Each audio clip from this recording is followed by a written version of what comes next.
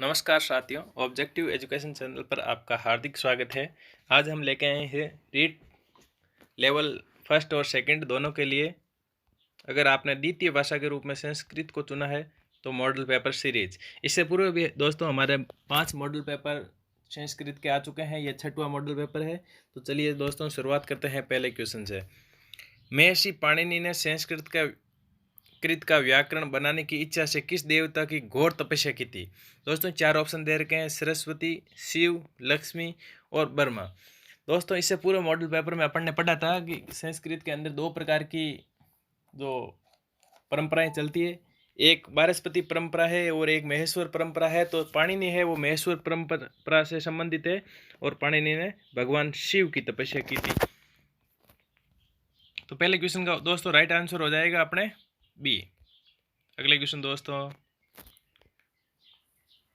महर्षि पाणिनि की तपस्या से प्रसन्न होकर शिवजी ने क्या किया?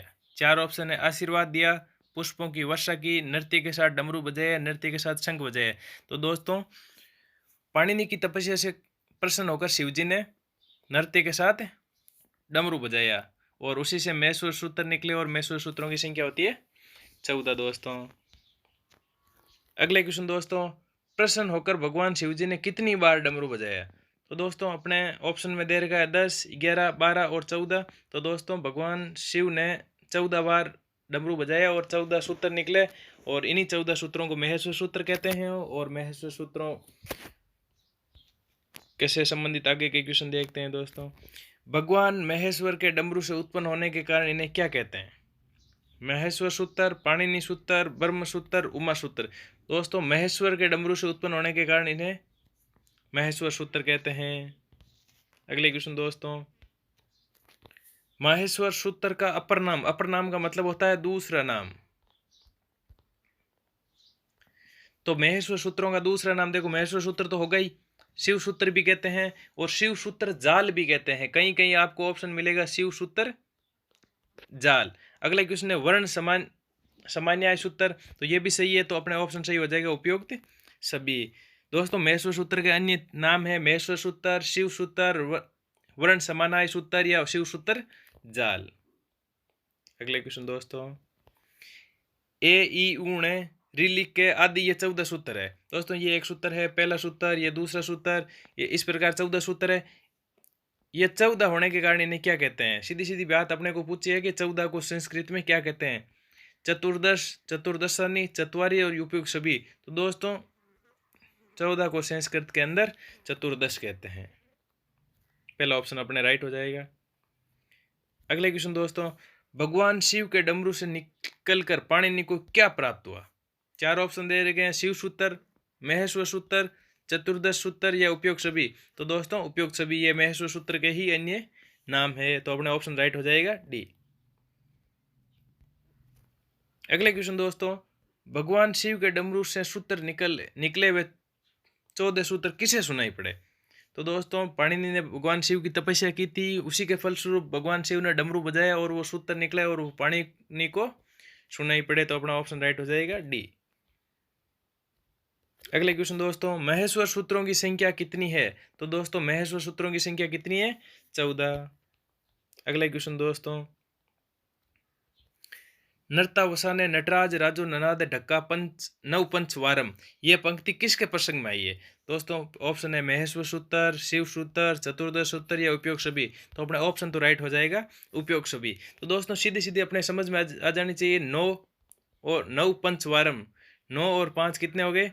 14। तो 14 बार जो भगवान शिव ने अपना डमरू बजाया था वो किसके संबंध में? महेश्वर सूत्र के संबंध में और अन्य इसी के नाम है। तो उपयुक्त सभी अपने ऑप्शन राइट हो जाएगा। अगले क्वेश्चन दोस्तों, महेश्वर सूत्रों के अंतर्गत कितने सूत्रों में स्वरों की गणना हुई है? दोस्तों मैं आपको बता दूं, जो प्रथम 4 सूत्र है उनमें स्वरों की गणना हुई है और उसके बाद जो 10 सूत्र है उनमें व्यंजनों की गणना हुई है। तो अपने ऑप्शन राइट हो जाएगा बी। अगले क्वेश्चन दोस्तों, महेश्वर सूत्रों के अंतर्गत कितने सूत्रों में व्यंजन वर्णों की गणना हुई है? व्यंजन वर्णों की गणना दोस्तों अभी अपन ने पढ़ा है, व्यंजन वर्णों की गणना 10 सूत्रों के अंदर हुई है। अगले क्वेश्चन दोस्तों, चतुर्दश सूत्रों में इच संज्ञक वर्णों की संख्या कितनी मानी गई है?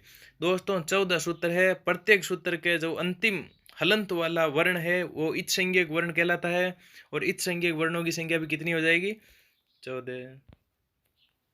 अगले क्वेश्चन दोस्तों, महेश्वर सूत्रों में किस व्यंजन वर्ण की 2 बार गणना हुई है? तो दोस्तों हे वर्ण की 2 बार गणना हुई है। सबसे पहले हे वे रेटे 5वां सूत्र है उसमें गणना हुई है, और अंतिम 14वें सूत्र में हे की गणना हुई है। अगले क्वेश्चन दोस्तों, महेश्वर सूत्रों में कौन सा इच संज्ञक वर्ण 2 बार आया है? तो दोस्तों ण इच संज्ञक वर्ण है वो 2 बार आया है महेश्वर सूत्रों के अंदर। तो अपना ऑप्शन राइट हो जाएगा ए। अगला क्वेश्चन है दोस्तों, महेश्वर सूत्रों के विषय में कौन सा कथन सत्य नहीं है? अपने को देखना है सत्य नहीं है। पहला ऑप्शन है सर्वप्रथम स्वर वर्ण है, बिल्कुल सही है दोस्तों। 1 से लेकर 4 महेश्वर सूत्रों में स्वर वर्ण है।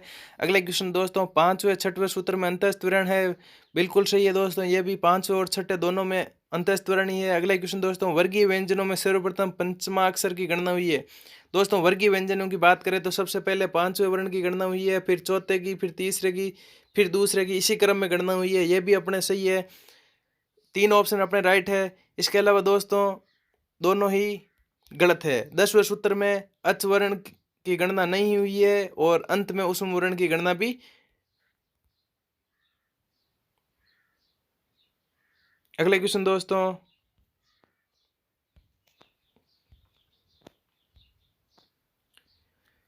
महेश्वर सूत्र में हकार का 2 बार प्रयोग क्यों किया गया है? अपने ऑप्शन पढ़ते हैं। अट और सल प्रत्याहार के लिए, ये भी सही है। अहरण और दुशक्त आदि प्रयोग सिद्धि के लिए, ये भी सही है। तो अपने ऑप्शन नंबर राइट हो जाएगा 3 उपयुक्त दोनों के लिए। अगले क्वेश्चन दोस्तों, उपदेश की अवस्था में जो अंतिम हल होता है उसकी कौन सी संज्ञा होती है? दोस्तों अंतिम हल वर्ण होता है उसकी अपन ने पढ़ा है इत संज्ञा होती है। इत संज्ञा का मतलब लोप होता है। अगले क्वेश्चन दोस्तों, इत संज्ञा करने वाला सूत्र। दोस्तों 4 ऑप्शन है, हलंत्यम, तस्य, लोप, हलोंतरा, अचोन्त्यादि। तो दोस्तों इत संज्ञा करने वाला सूत्र है वो हलंत्यम। अगला क्वेश्चन दोस्तों, उपदेश किसे कहते हैं? पाणिनि, कात्यायन और पतंजलि ने प्रथम बार उच्चारण किया उन्हें उपदेश कहते हैं, ये भी सही है। इसी प्रकार तीसरा ऑप्शन है, प्रथम बार पाठ किया गया त्रिमुनियों के द्वारा, यानी पहले का वर्ण त्रिमुनि किसे कहते हैं? दोस्तों पाणिनि, कात्यायन और पतंजलि को त्रिमुनि कहते हैं। तो पहला ऑप्शन और 3 नंबर ऑप्शन तो एक ही है, तो अपने 2 ऑप्शन राइट हो गए, तो उपयुक्त सभी अपना राइट हो जाएगा। अगले क्वेश्चन दोस्तों,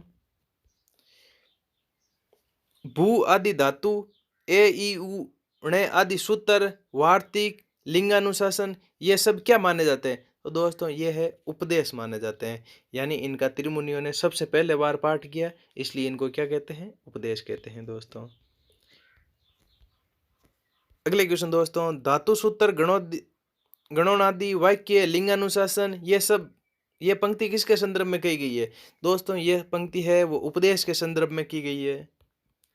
अगले क्वेश्चन दोस्तों, इत संज्ञक वर्णों का लोप करने वाला। दोस्तों इत संज्ञक करने वाला सूत्र हलंत्यम होता है, और इत संज्ञक वर्णों का लोप करने वाला सूत्र होता है वो तस्य लोप। अपने ऑप्शन राइट हो जाएगा ए। दोस्तों याद रखना है, लोप करने वाला सूत्र तस्य लोप है, और इत संज्ञक करने वाला सूत्र हलंत्यम है। अगला क्वेश्चन दोस्तों, जिस वर्ण की इत संज्ञा होती है उसका क्या होता है? दोस्तों लोप होता है। अपन ने पहले भी पढ़ा है, इत संज्ञा होने वाली जिस वर्ण की होती है उसका क्या होता है? लोप। अगले क्वेश्चन दोस्तों, विगत परीक्षाओं में पूछे गए क्वेश्चन है, जो पिछली परीक्षाओं में पूछे गए हैं उनसे संबंधित देखते हैं किस प्रकार के क्वेश्चन पूछे जाते हैं। महेश्वर सूत्र से संबंधित, महान व्याकरणाचार्य पाणिनि ने संस्कृत की वर्णमाला को कितने भागों में बांटा? दोस्तों पाणिनि ने 1 से लेकर 14 तक के सूत्र लिखे हैं और 14 ही भागों में बांटा है। अगले क्वेश्चन दोस्तों, महर्षि पाणिनि ने संस्कृत की वर्णमाला को विभाजित किया है। लैंग्वेज क्वेश्चन को अलग तरह से पूछ लिया। महर्षि पाणिनि ने संस्कृत की वर्णमाला को 14 खंडों में बांटा है दोस्तों। अगला क्वेश्चन दोस्तों, महेश्वर सूत्रों में से कौन सा वर्ण सूत्रांत में 2 बार प्रयोग हुआ है? दोस्तों अगर क्वेश्चन अपन थोड़ी देर पहले भी आया था कि अगर इत संज्ञा किस इत संज्ञा वर्ण की 2 बार गणना हुई है, या इसी प्रकार क्वेश्चन की भाषा चेंज कर दी कि कौन सा वर्ण सूत्रांत में, सूत्रांत यानी सूत्र के अंत में, सूत्रांत में 2 बार प्रयोग हुआ, तो अपने को भूलना नहीं है, अपने को याद रखना है न। अगले क्वेश्चन दोस्तों, माहेश्वर सूत्रों की संख्या कितनी है? दोस्तों ये तो याद ही हो गया, हर दूसरे क्वेश्चन आ रहा है, माहेश्वर सूत्रों की संख्या कितनी है? 14। अगले क्वेश्चन दोस्तों,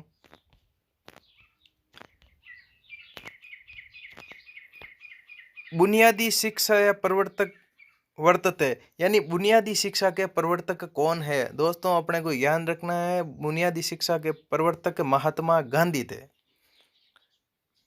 इसमें ऑप्शन अंबेडकर, नेहरू, राधा कृष्णन भी दिए गए हैं, लेकिन अपने को याद रखना है बुनियादी शिक्षा का प्रवर्तक है वो महात्मा गांधी थे। अगले क्वेश्चन दोस्तों, लेखन कौशल विकासाय प्रश्न भवती, लेखन कौशल से संबंधित प्रश्न कौन से हैं? प्रस्तावना प्रश्न, अन्वेषण प्रधान प्रश्न, गृह कार्य प्रश्न, श्यामपट कौशल प्रश्न। तो दोस्तों लेखन कौशल से संबंधित प्रश्न है वो गृह